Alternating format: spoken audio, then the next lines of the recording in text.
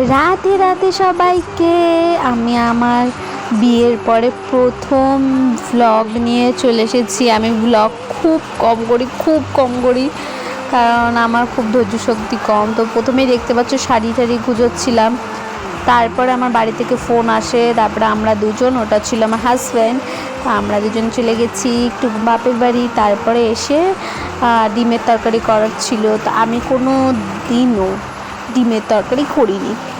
তো আমি শুনেছি মার কাছে, আমার মামুনের কাছে, যে শাশুড়ি মা, তার কাছে আগে শুনে নিয়েছি। তো প্র্যাকটিস করছিলাম। তো তেলের মধ্যে দেখতেই পাচ্ছ কীভাবে দিচ্ছে। আমি একদম রান্নাতে কাঁচা, তো অনেকটা চেষ্টা করছি, তবুও তরকারিটা লাস্টে একটু ভালো হয়েছিল, খারাপও হয়নি।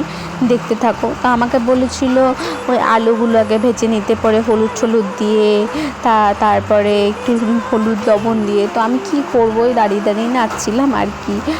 আর জানো তো এই বিয়ের পরে এটা হচ্ছে আমার 4 না 5 দিন পরে আমি রান্না করতে ঢুকেছি।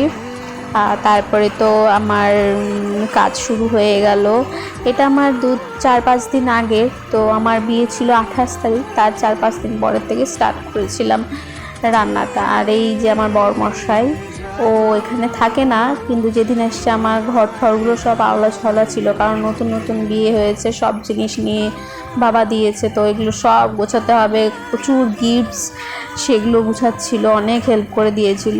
তারপরে আমি একটু ভাবলাম যে না, খাইয়ে দিই।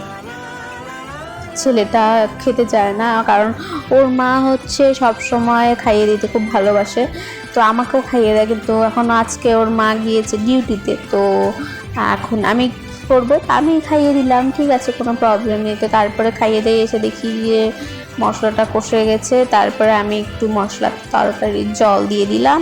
তো গিয়ে দেখি এই যে বরমাকে প্রচুর হাঁপিয়ে গেছে। তো আমি দাঁড়াও আসছি। তো তারপরে আলু ওগুলো তো জলের মধ্যে দিয়েছিলাম, তারপরে লাস্টে ডিমগুলো দিতে বলেছিল, ডিমটা দিয়ে দিয়েছি।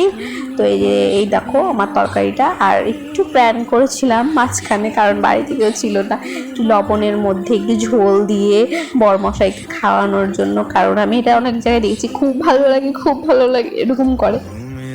তো আমার বরমশাইকে এখন খাওয়াবো, কবে কি বানিয়েছি সেটা। তো যাই হোক, আমি ওটাতে খারাপ পাইনি, কারণ আসলে খুব লবণ দিয়েছিলাম, ওটা নর্মাল ব্যাপার। তো এই সন্ধ্যার সময় শাশুড়ি মা চা নিয়ে এসেছিল।